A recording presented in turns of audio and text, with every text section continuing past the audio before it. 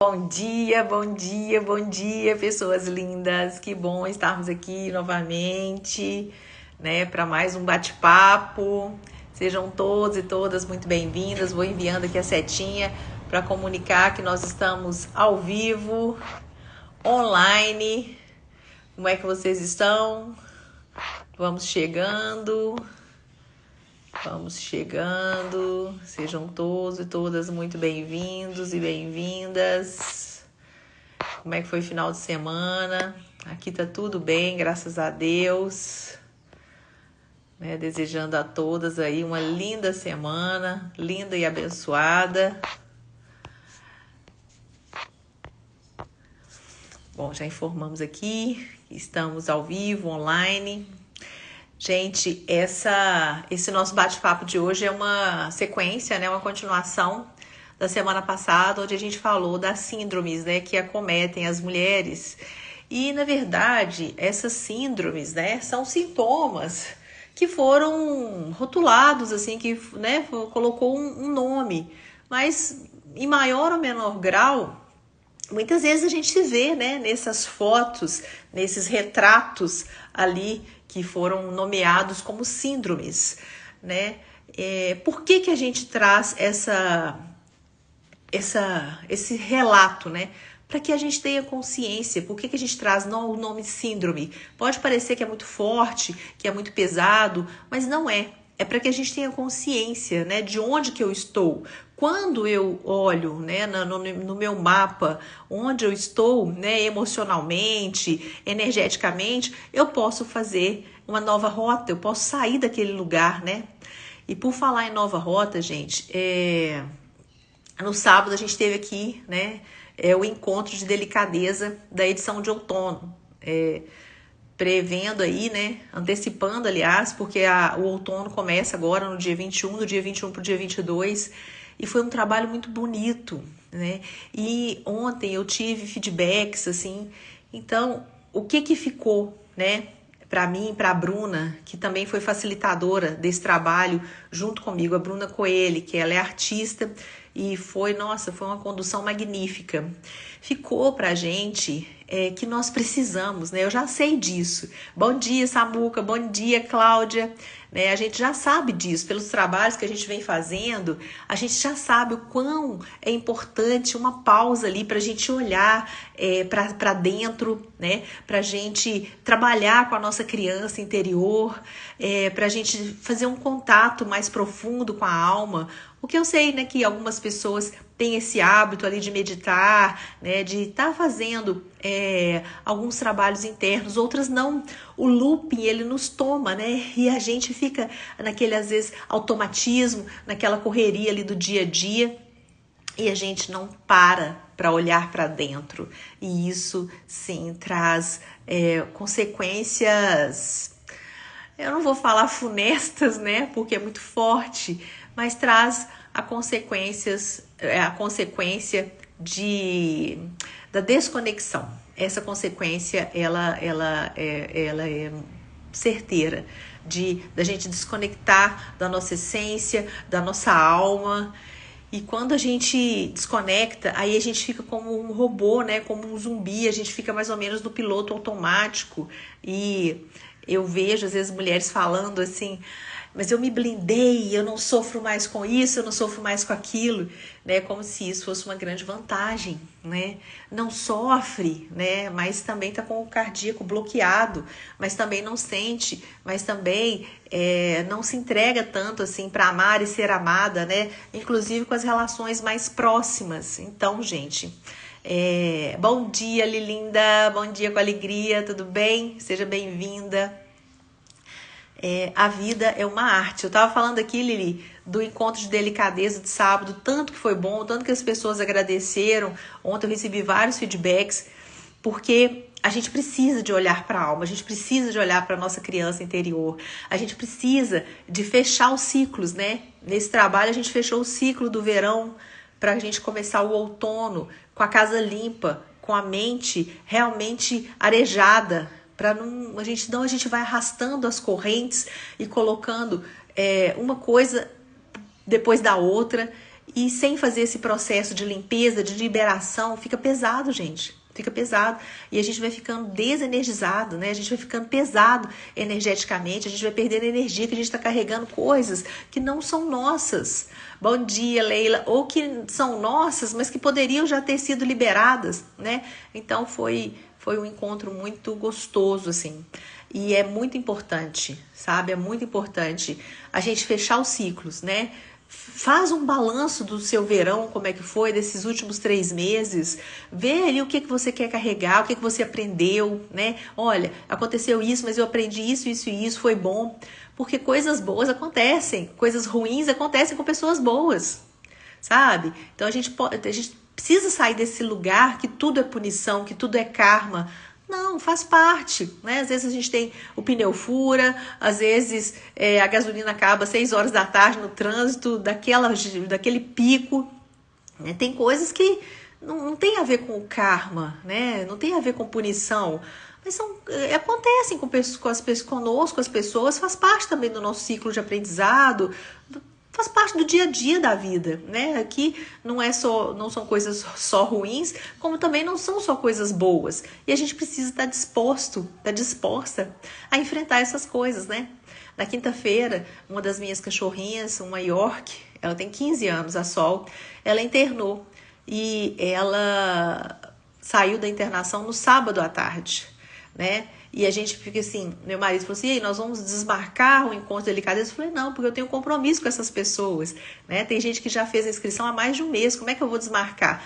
E foi lindo, né? Graças a Deus ele estava aqui em casa, então ele ficou com a Sol, né? Deu apoio que ela precisava, né? Que ela estava ainda debilitada e ainda está em tratamento, debilitada um pouco, mas já melhorou bastante. Então, gente, é fazer o que tem que ser feito. É aceitar tudo que vier, né? Fazendo o melhor e com alegria, porque se eu fosse ficar lutando contra isso, eu ia me desgastar, eu não ia fazer o encontro como foi, né? E foi maravilhoso. Então, a gente aceita e faz o que tem que ser feito. É fácil? Não, não é fácil. Eu deixei muitas coisas pendentes, muitas coisas que eu tinha que fazer, eu não fiz ao tempo e à hora, mas eu fiz o que foi possível e foi ótimo. Bom dia, Leila. Bom dia, Matheus. Tudo bem? Sejam todos e todas muito bem-vindos. Gente, nós vamos falar um pouquinho dessas síndromes, né? Que nos acometem, né? Eu estava falando lá no início que é importante falar para a gente ter consciência, né? Porque aí a gente olha no nosso GPS interno onde que a gente está e a gente pode fazer um link para onde eu quero ir, né? Não só onde eu estou, tá? Eu me reconheço aqui nesse lugar, mas é aqui mesmo que eu quero estar? Esse é o meu lugar? O que eu posso fazer? E aí a gente vai traçando rotas novas, porque tudo, gente, é química no corpo, né? Todas as nossas emoções, elas geram reações químicas e tudo tá ligado às nossas sinapses neurais. Tudo tá ligado, não tem jeito de estar fora disso. Então, os caminhos neurais são os caminhos conhecidos, são os caminhos, né, que já virou ali a nossa rota, os nossos hábitos.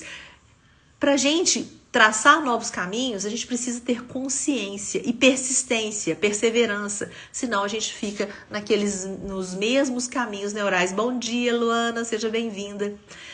Então, consciência, né? Consciência, desejo, vontade. Aí a gente começa a traçar um novo caminho, mas precisa ter consciência, senão o passado vem e nos captura, nos toma, e aí aquelas sinapses neurais, aqueles caminhos neurais que já estão ali, bem traçadinhos no nosso inconsciente, né? A gente volta, né, no nosso consciente também, a gente volta a fazer aquela rota. Por quê? Porque é uma rota rápida, é uma rota comum, é uma rota que já está ali, um caminho que já está programado nas nossas sinapses neurais, ele é 40 vezes mais rápido do que outros caminhos. Então, é por isso que a gente precisa ter persistência para fazer novas rotas. Ai, obrigada, Luana, que bom que você está gostando. Bom dia, Janaína. Então, gente, é consciência. A primeira coisa é consciência. Por isso que nós vamos falar das síndromes, porque aí a gente se vê onde a gente está, nesse mapa, na minha bússola interna, onde que eu estou e o que eu realmente desejo, para onde que eu vou, né? Então é isso, tá? É fácil, é trabalhoso, mas como tudo na vida, se eu estaciono onde eu não quero, é muito mais difícil. Aí eu garanto pra você que é muito mais difícil. Porque aí é uma vida de luta e fuga. Sempre tá ruim, sempre tá na reclamação, sempre tá na dor, né? Então, às vezes a gente desiste de ir para onde a gente quer e fica naquela famosa zona de conforto, que para mim é de desconforto, porque ali você se sente mal, você não tá na sua melhor versão, mas você está acomodada. Imagina, quando a gente olha para trás e fala assim, eu não fiz nada por mim porque eu fiquei acomodada, né? Isso, eu imagino que deve ser uma dor muito grande, né? Porque eu já passei por essa dor muitas vezes e eu vou passar outras vezes, gente, né? Mas a gente precisa sempre estar desperto. É isso mesmo que eu quero? Essa é a realidade que eu desejo para mim? O que eu posso fazer para melhorar? E sair desse negócio que tem que ser imediato. Não tem que ser imediato. Para a gente nascer, são 9 meses, né? Salvo aí os que nascem de 7 meses, 8 meses, mas são 9 meses. Uma gestação, né, comum, normal, ela vai até os 9 meses, né? As outras são exceções, né? Hoje, graças a Deus, a gente tem aí um suporte científico, medicinal, né? Que essas crianças de 7 meses, 8 meses, elas sobrevivem, graças a Deus, mas a gestação, né, da humana são 9 meses. Então a gente precisa gestar os nossos projetos e ter a paciência, a perseverança de esperá-los germinar mesmo para poder nascer e cuidar, porque um projeto no início ele é tão frágil quanto um bebê, precisa de atenção, precisa de energia, precisa de olhar ali para aquilo, precisa de apoio. Às vezes eu quero mudar de trabalho, mas eu quero mudar de profissão, eu quero mudar o rumo da minha vida, mas eu quero fazer hoje de tarde, eu quero que amanhã de manhã já dê frutos. Não é assim que funciona, né? Então quem faz essas coisas assim que se bate, que é um negócio de uma hora para outra, é criança. Nós precisamos ser adultos, né? A gente ter ali a consciência e a maestria de onde que eu estou, né? Então, isso é uma questão de maturidade, gente. A gente não muda as coisas assim, principalmente coisas grandes, de uma hora para outra, né? Bom dia, Maria Helena.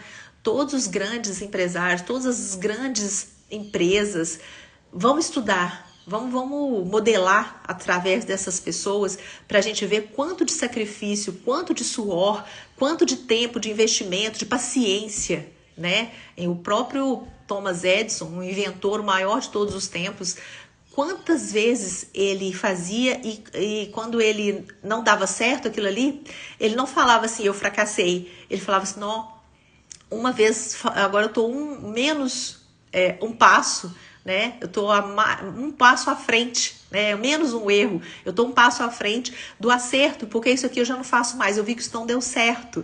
Então, esse é o mindset de crescimento, de expansão, né? Da pessoa, eu sei o que eu quero, eu vou fazer por onde e eu estou em aprendizado contínuo. Eu estou crescendo com isso e não me diminuindo, perdendo meu tempo e fracassando. Tem uma diferença gritante, não é a mesma coisa. São duas energias totalmente diferentes e a motivação interna também vai ser diferente, porque nós somos programação, pura programação, software e hardware. Como que nós estamos nos programando? Isso é escolha, gente. Ah, mas eu recebi isso lá da minha infância, eu recebi isso assim, assim, assim. Tá, mas hoje você é adulto, você é adulta, você pode fazer a sua programação. Você não precisa mais ficar dependendo, né, daquela programação que às vezes você recebeu de uma cuidadora que já estava com a mentalidade de uma outra época, né? E que ela deu o melhor que ela tinha, mas com a visão que ela pôde, que ela recebeu. Hoje a gente não precisa mais ficar com essas impregnações mentais. Nós podemos realmente acessar uma nova realidade, se a gente desejar, né? Porque se a gente ficar só na reclamação, eu estou clamando mais do mesmo. E eu fico paralisada, eu fico naquele mesmo lugar que tanto está me trazendo desconforto, mas eu não consigo sair daquilo. Então, vindo aqui para essas síndromes, né? Tem a síndrome da bela adormecida. E quantas de nós não estamos nesse lugar? O que é a síndrome da bela adormecida, Andréia? Quando a mulher vive de forma passiva, aguardando que algo ou alguém a desperte para a vida. Então, tô ali numa calmaria, dormindo, hipnotizada. Ah, mas eu levanto, faço as minhas funções e tal. Sim, mas talvez você não queira sair daquilo, de onde você está. Você está naquelas zonas de conforto, mas que trazem muito desconforto, que você às vezes não está fazendo 1/10 do seu potencial criativo, construtivo, e você fica aguardando alguém, vir algo inédito, né, nos salvar. Quantas pessoas não aguardam, às vezes, os extraterrestres virem nos salvar, porque a gente não dá conta de mudar, às vezes, a nossa forma de governo, de mudar, né? E eu não tô falando aqui nem de A, nem de B, nem de C, nem de D, tá, gente? Aqui, essa live não tem nada a ver com política. Mas, por que eu vou esperar algo vir de fora para me salvar, sendo que eu mesma posso, né? A gente pode estudar, a gente pode colocar mais pessoas, né, que tenham, às vezes, a mesma visão do que a gente em cargos estratégicos, né? Por que a gente vai esperar algo sobrenatural? Eu acredito no sobrenatural, acredito sim, acredito na força divina, é óbvio que eu acredito, mas vós sois deuses, podeis fazer tudo que eu faço e muito mais. Qual é esse muito mais que a gente ainda tá, né, aguardando, sem a gente fazer a nossa parte?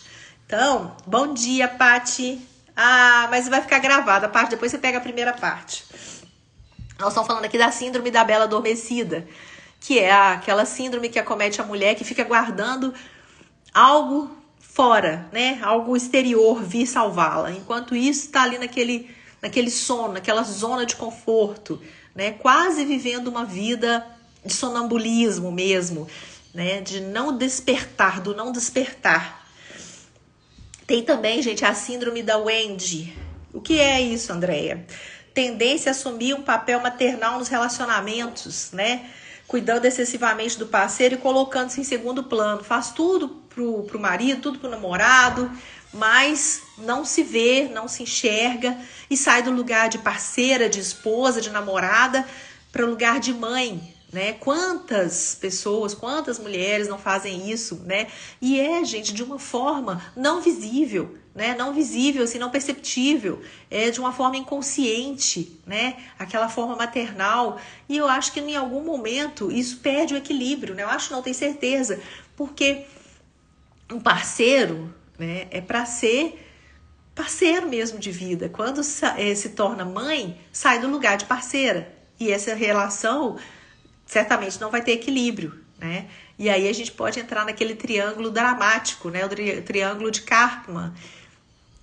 Cuidadora, salvadora, aí depois vira vítima, né? Porque uma hora o outro vai querer uma parceira, não vai querer uma mãe, né? E isso vai, em algum momento, vai realmente desequilibrar. E aí a pessoa que era cuidadora, salvadora, vira vítima e depois vira algoz, porque começa a perseguir. Ah, mas eu fiz tudo, eu larguei de fazer isso, isso e isso por mim, para fazer por você, e agora você não valoriza. Então, gente, a gente tá fora do nosso lugar nas relações, tem um peso muito grande. A gente precisa estar no nosso lugar. Se eu sou mãe, eu sou mãe. Se eu sou filha, eu sou filha. Eu não sou mãe dos meus pais, né? Às vezes eu vejo meu pai fazendo umas coisas, eu falei, socorro, Deus. Pai, que isso, pai?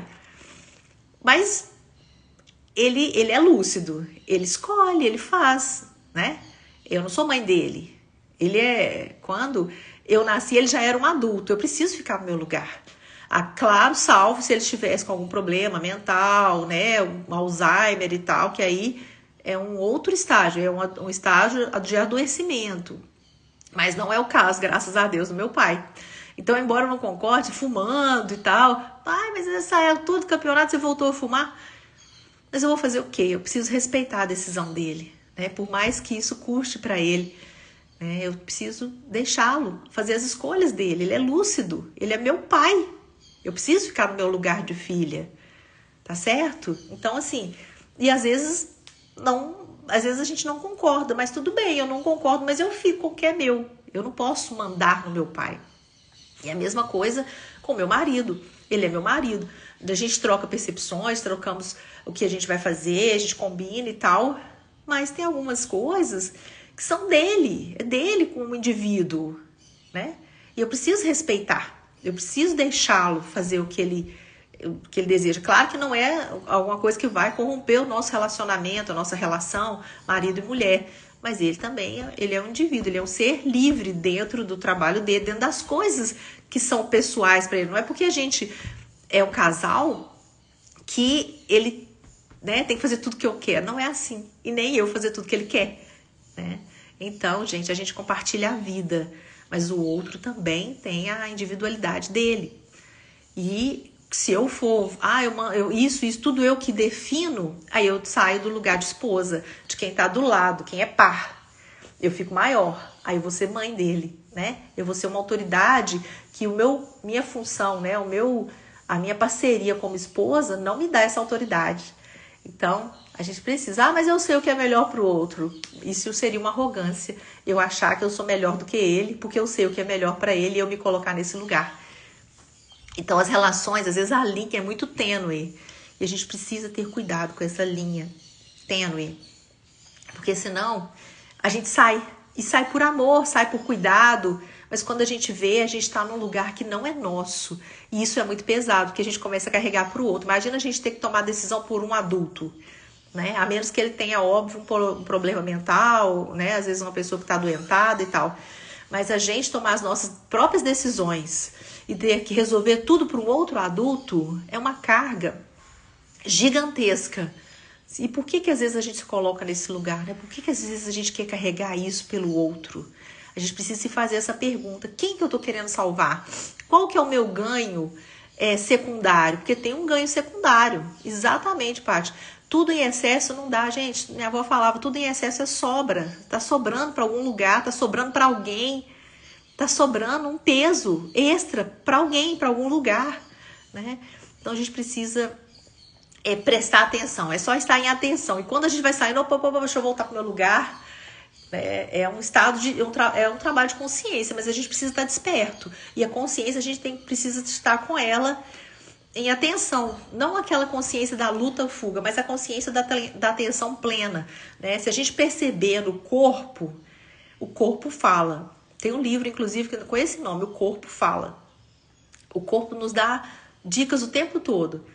Só que muitas vezes a gente está só na mente, né? A gente está só no mental.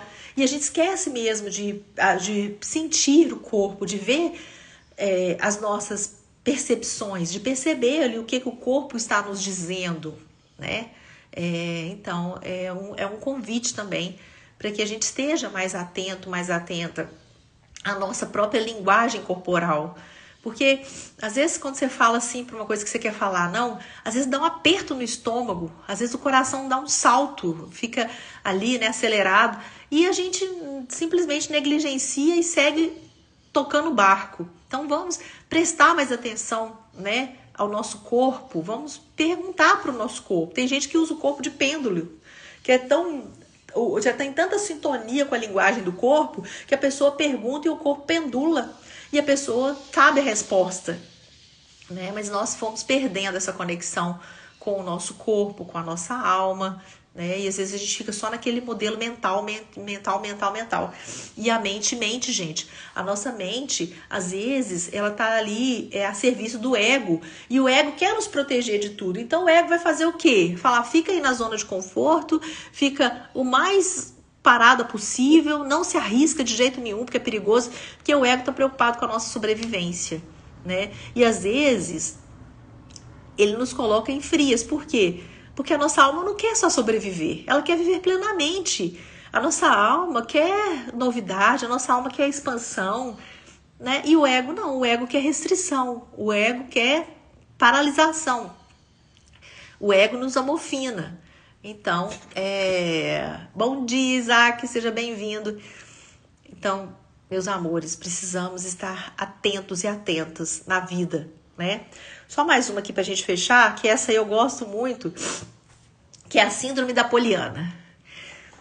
Vocês já ouviram falar, né, do livro Poliana, na década de 70, na década de 70, não sei se foi 74, 75, que esse livro foi escrito que é aquela com excesso de otimismo. Ah, caiu ali, teve um terremoto. Olha, mas que bom. Sabe assim, quando a pessoa tem um excesso de otimismo, que é uma negação dos problemas. Né? Não é assim a gente, tá, isso aconteceu, mas eu vou ver esse lado bom, eu vou fazer o que tem que ser feito, eu vou agir de acordo com o que essa ocasião me pede, né? De um realismo, de olhar, pisar, né? Assim, de estar com os dois pés plantados na terra, assim, para ter aquela consciência, né? Ter a energia do ar, mas também ter a energia da terra, né? Do que tem que ser feito. Não, essa fica só no oba-oba, né? Assim, na síndrome de Poliana, a pessoa não enfrenta a realidade porque ela fica, tudo tá bom, aceita tudo, né? A famosa, é como se fosse Maria vai com as outras mesmo, porque é uma negação e uma alienação, né? Essa pessoa está alienada, ela não consegue enxergar a realidade. Esse excesso de otimismo é patológico, ele é doentio. Porque é como se eu anestesiasse tudo, não sentisse nada e falasse ali da boca para fora que tá tudo bem. Sempre, sempre, independente do que aconteça. Nós somos humanos, tem hora que não está tudo bem, né? Tem hora que eu tô chateada, que eu tô triste, né? Falei com vocês, a Sol internou na quinta-feira, né? Então, foi uma noite difícil aqui, a gente, né, por mais que ela estivesse lá bem assistida, tá numa clínica que a gente confia, ela estava internada num lugar que a gente confia, que a gente gosta dos veterinários, mas, né, nós estamos há 15 anos juntas, né? Então a gente sentiu muito a falta dela, a ausência dela, né? Fomos buscá-la no sábado, estava debilitada, ela ainda está debilitada. Então, nós somos humanos, e isso eu tô fazendo o que tem que ser feito, né? Tô cuidando dela, né? Já comprei a medicação que o veterinário passou, a ração que mudou e tal. Mas eu senti, né? Como humano eu senti. Então, na síndrome de Poliana, é como se a pessoa ficasse dando aquele riso sem graça, assim, né? Pra tudo. Como se estivesse realmente tudo lindo, sendo que não está. É um estado de negação. É um estado de alienação emocional, energética, né? Sensorial, que a pessoa também faz isso com o próprio corpo. Então, gente, o caminho, né? O melhor caminho, como diz Buda, é o caminho do meio, né? Não sei se vocês sabem a história de Buda. Se não souber, eu vou deixar aqui de para casa para vocês pesquisarem, né? Como que foi que Buda iluminou, qual é a história dele, porque é muito bonita e é muito válida para todos nós, né? É uma história que vale a pena a gente conhecer e a gente trazer para nossa própria experiência pessoal, do caminho do meio, sabe? Nem 8, nem 80. O caminho do meio é que é o caminho do equilíbrio, né? É o caminho onde eu não deixo de ser humano, não deixo de ser humana, né? Mas eu também não estou sobre as intempéries, assim, dos excessos e nem da falta extrema, sabe? Onde eu me posiciono de uma forma assertiva e positiva, sim, mas que eu também me permito sentir, né? Que eu me permito ser humana, que eu posso fazer a travessia com equilíbrio, com consciência, né? Mas sem a negação, né? Sem estar esperando alguém vir me salvar. Eu mesma tenho toda a capacidade para eu fazer o meu caminho, para eu fazer minha jornada. Isso não quer dizer que eu não conte com amigos, que eu não precise me aconselhar, que eu não precise do meu processo terapêutico. Eu tenho o meu processo terapêutico, é óbvio, né? Se eu tô aqui com vocês é porque eu tenho aí uma jornada terapêutica e porque eu também, né, para estar em atendimento, atendendo as pessoas, eu preciso estar trabalhando sempre, né, o meu processo. Mas isso tudo vale a pena demais, né? Que às vezes a gente pensa assim, eu vou investir, mas se você não tem condição, né? Se você não tem a condição mental, assim, de achar que você que você pode ou deva investir em você, o que vai valer? Você vai investir no quê, né? O que é mais importante do que a sua própria vida para você estar bem em todas as suas relações, inclusive nos seus degraus aí que você quer subir, né? Nessa grande jornada terrena, né? Então é isso que eu tinha para trazer hoje. Tem mais algumas síndromes que a gente finaliza na nossa próxima conversa, na próxima segunda-feira. Vocês sabem, né? Já falei aqui algumas vezes que eu estou trabalhando com contoterapia, né? Com grupos de mulheres. O próximo grupo começa em maio. E muitas pessoas ficam perguntando como que é e tal, então eu resolvi fazer um workshop para trazer essa consciência para vocês de como que é esse trabalho, tanto que ele é gentil, tanto que ele é amoroso, tanto que ele é profundo, tanto que ele é revelador, sabe? Então, no dia 29 de março, é um sábado, tá? Nós vamos fazer um workshop na parte da manhã, de 9 às 13, vão ser 4 horas.